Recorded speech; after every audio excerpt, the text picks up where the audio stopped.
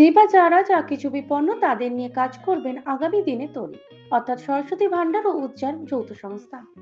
এখানে এআই একটা বড় ভূমিকা থাকলেও দীপ ঘোষ বাবু বলেন, এখানে 1% এআই আর 99% মানবিকতা।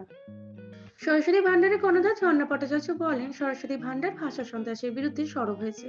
সে অবলাই হোক বা সবলা, অন্যায়ের বিরুদ্ধে অ্যাম্বুলেন্স আটকে ঝান্ডা ধরে আরো 5টা কুশব্দ প্রয়োগ করে সরস্বতী ভান্ডার কাজ করেনি, সমস্যার গভীরে গিয়ে কাজ করার চেষ্টা করে গেছে। আর এখন তরি আরো বৃহত্তর আকারে কাজ করবে এই আশা করি। গত 21শে ফেব্রুয়ারি ভাষা দিবসের দিন সুজাতা সদনে তরির আনুষ্ঠানিক পথ চলা শুরু হলো, ভাষার জন্য শহীদদের আত্মবলিদানকে শ্রদ্ধা জানিয়ে। উক্ত অনুষ্ঠানে উপস্থিত ছিলেন পরিচালক অভিনেতা গৌতম ঘোষ, বাচিক শিল্পী সতীনাথ মুখোপাধ্যায়, প্রখ্যাত দাবাধর দীপেন্দু বড়ুয়া, পুরুষ কমিশনার কর্ণধার নন্দিনী ভট্টাচার্য, আইপিএস শান্তি দাস, অভিনেতা অশোক রায়, অবসরপ্রাপ্ত ডিসিপি মনোজ দাস, গায়ক জয়শঙ্কর মহাশয়, আরো অনেক গুণীজন। নাচ গান মঞ্চনাটকের মধ্যে দিয়ে তরির যাত্রা শুরু হলো। এবং সরস্বতী ভান্ডার সম্বন্ধে তারাই বলবেন, তরি সম্বন্ধে তারাই বলবেন। এই অনুষ্ঠানে থাকতে পেরে আমি নিজেকে খুব গর্বিত মনে করছি। আগামী দিনেও থাকবো, থাকার চেষ্টা করব। এগিয়ে চলুক তরি। নমস্কার। আর তুমি আসলে সকলের ভালো লাগবে, তোমার থেকে অনেকে শিখবে। তোমার আসাটা ভীষণ প্রয়োজন। আর মাইক্রোফোনে না তোমার বন্ধুদের নাম বলে দেবে, তাহলেই বোধহয় তারাও খুশি হবে। তাই প্রীতমের জন্য সবাই একটা করতালি।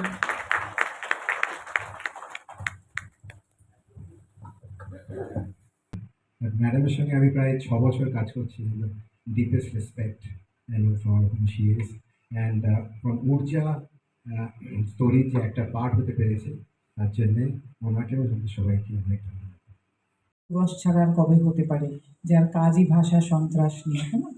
তো সেই হিসেবে আরেকটা বাংলা ভাষার কথা বলতে চাই যে যেহেতু এটার নাম তরি, কিন্তু সেটা কিন্তু একামর গানের তরি ভাসিয়ে দিলাম নয়ন জলে একেবারেই নয়। কেমন আমাদের এই যে তরি ভাসালাম আমরা সেবার তলে, আমার মনে হয় একটু পাল্টে দিয়ে যদি আমরা বলি।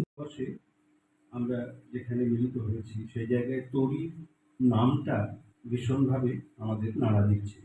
আর তার পাশাপাশি ঊর্জার মানেটা মানে হচ্ছে অসম্ভব প্রাণশক্তি, আমার যতটুকু জানি এটা ঊর্জা বলে। আর সরস্বতী ভান্ডার সেটা হচ্ছে মা সরস্বতী যেখানে ভর করেন আমাদের জীব ভাই। তো সেই জায়গাটা যা কিছু বিপন্ন ঘটছে, যা কিছু বিপন্ন আজ শুধু ভাষা না, তার পাশাপাশি আমাদের জীবন। সৌভাগ্যই বলবো যে ঝর্ণা আমার নেক্সট ডোর নেবার ছিল। আমি খুব সামনে থেকে দেখেছি ওই ফাইট, আর অনেক ঘটনার প্রভাব মধ্যে দিয়েও গেছে। তার মধ্যে থেকে যে ঘুরে দাঁড়িয়ে নতুন করে সব কিছু ভাবছে, উদ্ভাবনী শক্তিটা ওর মারাত্মক এবং ভীষণ অন্য অনেকের থেকে আলাদা। তবে পাশে যে একজনকে পেয়েছি তাকে তো আর কিছু না বলে ছাড়বো না, আমাদের মাননীয় নন্দিনী ম্যাডামকে। উনি men's West Bengal men's right নিয়ে লড়ছেন। আমি বলবো প্রত্যেক মেন্সের রাইট প্রপারলি প্রতিফলিত হবে বা সার্থক হবে যদি একখানা তার পাশে আমার ওয়াইফের মতো কোনো ফ্রেন্ড থাকে। হ্যাঁ, নমস্কার। আমার ছোটবেলায় আমি যে স্যারের কাছে পড়তাম তিনি বলতেন যে মানুষের পাশে থাকিস, কারণ মানুষই তোর বিপদে মানুষই তোর পাশে থাকবে। এবং সেই কানেকশান, সেই কানেক্ট করার জায়গাটাই মনে হয় আজকে খুব জরুরি, এবং তোরই হয়তো সেই কানেক্ট করার জায়গাটা তৈরি করে দেবে আমাদের আগামী দিনে। এবং এই জন্যে তোরিকে অনেক শুভেচ্ছা, এগিয়ে চলুক, আমরা পাশে থাকি। একটা যে পরিকল্পনা তৈরি, এটা প্রচণ্ড সাধু একটা পরিকল্পনা, এবং এখানে আমরা ওয়েট করে আছি এক্স্যাক্টলি কীভাবে মানে এই প্রোগ্রামের পরে সেটা কীভাবে এগোবে। অন্যকে ভালো রাখো, তাতেই কিন্তু আমাদের পৃথিবীতে শান্তি আসবে। আশা করি আপনাদের এই প্রচেষ্টা সফল হোক, এবং যখন যা হবে আমাকে ডাকবেন। আরও একটা বড় যদি সেমিনার হয় সেখানে ইম্পর্টেন্ট সায়েন্টিস্টদের ডাকা উচিত। তারপরে ডেমোগ্রাফিক চেঞ্জ যেটা হচ্ছে, মানে পাগলের মতো জনসংখ্যা বেড়ে যাচ্ছে। আমরা গর্ববোধ করছি আমরা পৃথিবীর সবাই চায়নাকে ছাড়িয়ে গেলাম, কি লজ্জার ব্যাপার। আমি এত সন্তান প্রসব করেছি, চায়না গো ছাড়িয়ে গেলাম। এটা খুব কথার কথা হলো।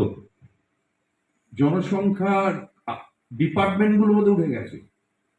আগে আমরা দেখতাম যে জনসংখ্যা কন্ট্রোলের পোস্টার পড়তো, মিসইউজ হয়েছিল, সঞ্জয় গান্ধী করেছিলেন মিসইউজ। আমি দুটো কথাই বলবো। আমি ঝর্ণাকে জানি বহুদিন থেকে, এবং আমার পরিচয় হয়েছিল যে ওর লেখা একটি গান, ওর সুর করা সৌম্যদার, সেটা আমি গেয়েছিলাম, এবং গানটি বেশ ভালোই পরিচিতি পেয়েছিল সব জায়গায়। কিন্তু আমি ঝর্ণাকে বললাম যে ও যখন ডেকেছে নিশ্চয়ই ভালো কিছু হবে, তো আমি আরও শুনে নেব, আপনাদের সবার থেকেই শুনবো। আমি এখানে থাকতে পেরে নিজেকে সত্যি গর্বিত মনে হচ্ছে। এরকম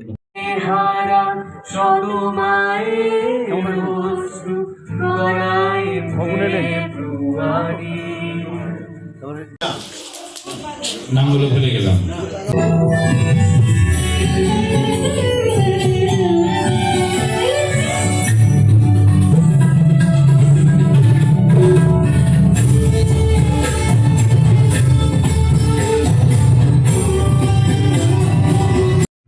ঝর্ণা ম্যাডামকে আন্তরিকভাবে ধন্যবাদ জানাবো যে এখানে আমাকে আসতে বলার জন্য। এবং ইনফ্যাক্ট আমি কালকেও কথা হয়েছে অনেক রাত অব্দি যে আসতে পারবো কি পারবো না, তবে আসতে পেরে সত্যি আমি খুব আনন্দিত এবং নিজেকে গর্বিত মনে করছি। এবং যেটা উনি বললেন যে যে কোনো কিছু শুরু করা যায়, কিন্তু শুরু করার পরে সেটাকে ধরে রাখাটা হচ্ছে সত্যি বড় চ্যালেঞ্জ।